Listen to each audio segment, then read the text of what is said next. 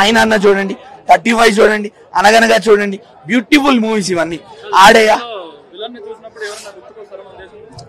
Villain ని చూసినప్పుడు ఏమో అన్న, నేనైతే ఎవరితో కనెక్ట్ కాలేదు. ఆబ్వియస్లీ బడాబాబులతో కనెక్ట్ అవ్వచ్చు, అది అది మనం చెప్పలేములే. బడాబాబులతో ఈజీగా కనెక్ట్ అవ్వచ్చు. మరి వాళ్ళు ఏమేమి స్కాములు చేశారో వాళ్ళకే తెలియాలి అంతే. అది కూడా మనకి క్లియర్ గా కనిపిస్తుంది, అది కూడా ఎంత పెద్ద స్కామో.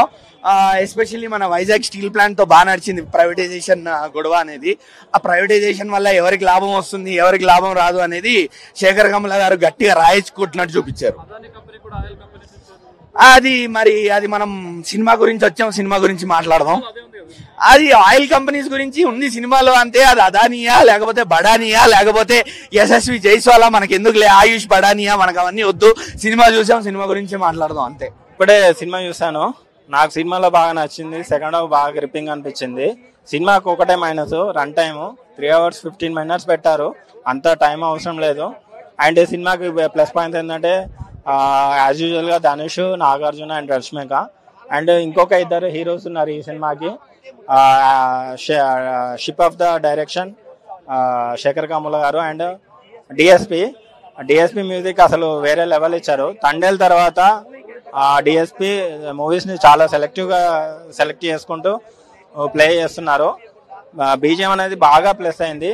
అండ్ మనకు ఫస్ట్ హాఫ్ స్లోగా కొంచెం స్లో నరేషన్ లో ఉంటుంది, బట్ సెకండ్ హాఫ్ చాలా గ్రిప్పింగ్ గా ఉంటుంది. మేజర్ గా మనకి స్టోరీ లైన్ అనేది కొత్తగా అని చెప్పారు, బట్ స్టోరీ లైన్ ఏంటిది అనేది మనకి 10 to 15 minutes లోనే మనకు తెలిసిపోతుంది. సో దాన్ని ఎలా ప్రొజెక్ట్ చేశారు అనేది బ్యాక్ ఆఫ్ ద స్టోరీ నడుస్తూ ఉంటుంది. బట్ ఈ శేఖర్ గారిని ఇక్కడ మెచ్చుకోవాల్సిన విషయం ఏంటంటే, తన బ్యాక్ మూవీస్ అన్ని చూసుకుంటే లవ్ స్టోరీస్ తోటే ఉన్నాయి. బట్ ఈ మూవీ ఏంటంటే ఒక అవుట్ ఆఫ్ ద బాక్స్, తన కంఫర్ట్ జోన్ దాటి ఒక యాక్షన్ సీక్వెన్సెస్ మోడ్ లో రన్ చేశారు. చాలా మంచి అటెంప్ట్ చేశారు.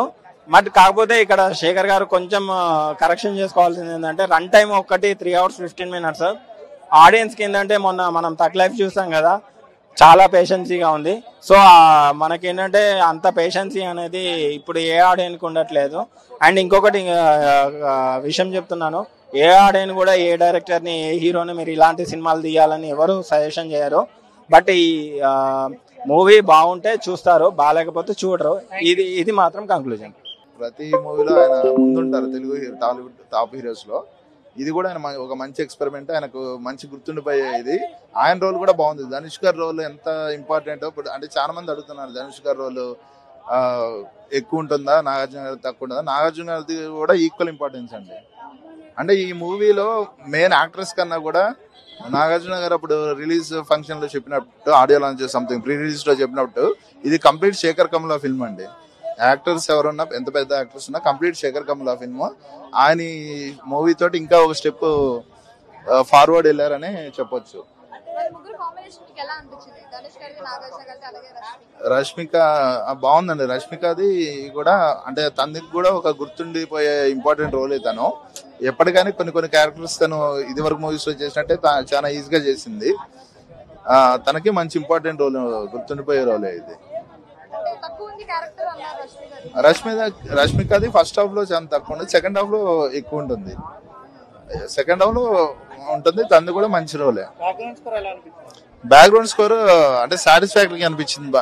అంటే మరీ అంత గొప్పగా అనిపించలేదు, మరీ తక్కువ లేదు. సాటిస్ఫాక్టరీ అండి, మూవీకి తగ్గట్టే కొట్టారు. అంటే సాంగ్స్ తక్కువ ఉన్నాయి. ఒక సాంగ్ అయితే లేదు. రష్మికది హాస్టల్ సాంగ్ ఒకటి ఉంటుంది మనకి, మామూలుగా అప్పుడు రిలీజ్ చేశారు 1 week బ్యాక్ ఏదో. ఆ సాంగ్ అయితే మూవీలో లేదు. ఉన్నంత వరకు బానే ఉన్నాయి సాంగ్స్. ఓవరాల్ గా 3.5 out of 5 ఇవ్వచ్చు.